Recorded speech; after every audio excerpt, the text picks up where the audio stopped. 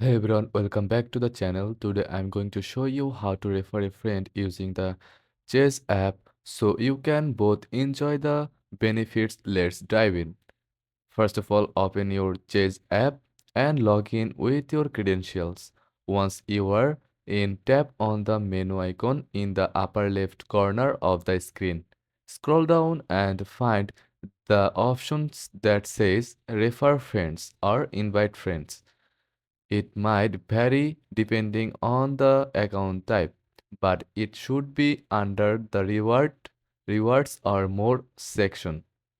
Now you will see your unique referral code or link. Tap on share and choose how you want to send it via text message, email, or social media like Messenger, WhatsApp, and that's it.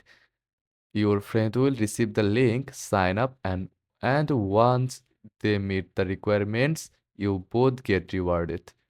It's that simple. Thanks for watching.